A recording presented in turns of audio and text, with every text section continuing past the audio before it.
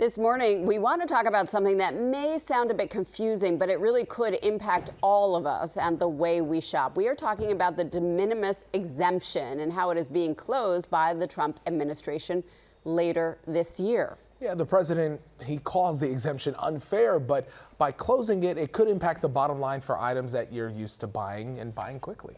So let's break it down. We have a supply chain expert, Sean Henry, CEO of Stored, here to help us get a deeper understanding. Thank you for joining us. Thank you. First, what exactly, I've never heard of this until today, Same. The de minimis exemption, and where do we most often see it at play? Yeah, almost nobody has. When you say de minimis, it's how do I even spell that, say that, what does it mean?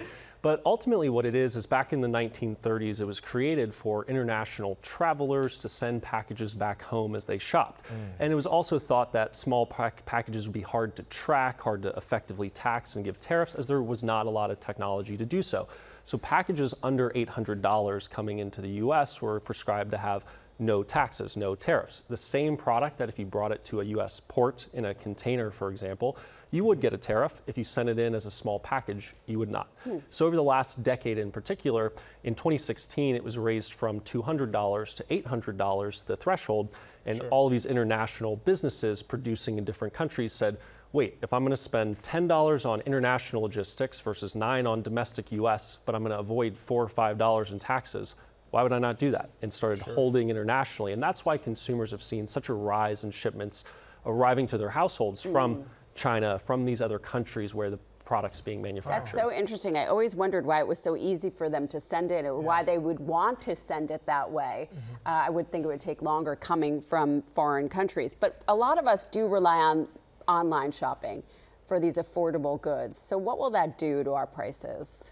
Absolutely. I think it's also important to remember that the sticker shock price of a tariff, which the effective rate is estimated to be about 18% right now, which is the highest it's been since 1933, is not an exact tax on the end consumer.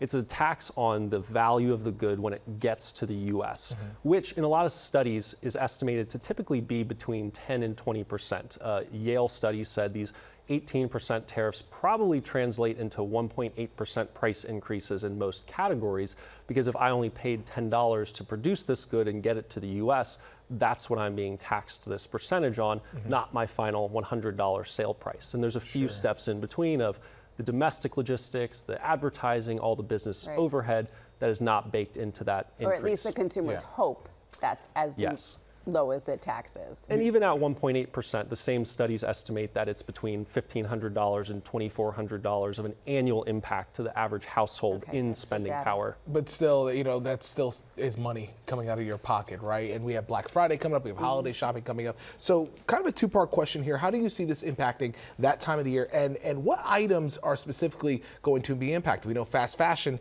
is certainly going to take a hit. Well said. It definitely varies across sectors. I think in the short term, consumers actually have a unique time to buy, because all these brands that have inventory in these international markets are saying, wait, I have until August 29th to get it here and have no tariff. I wasn't planning these tariffs when I produced this inventory, so let me put a big sale on all these units right now to get as many of them out of my system as possible. There will probably be a slightly messy period in between of the transition after they clear out those units, but we are seeing so many brands. We manage almost 10 billion of commerce annually. We deliver to about 20% of US households. So many accelerate these sales.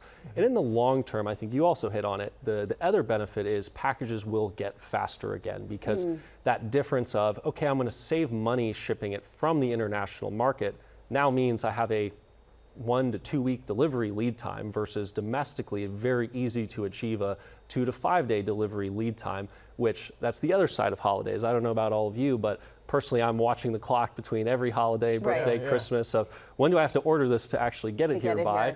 And some of the international shipment makes that a harder equation. But Sean, are there a couple of items that you would recommend buying now to get ahead of this? Particularly shoes and clothing are going to be the two biggest impacted categories.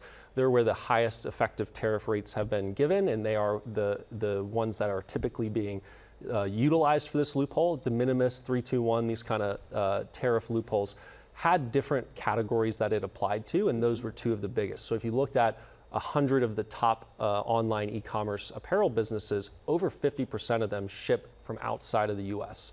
Those are the categories that will be impacted the most.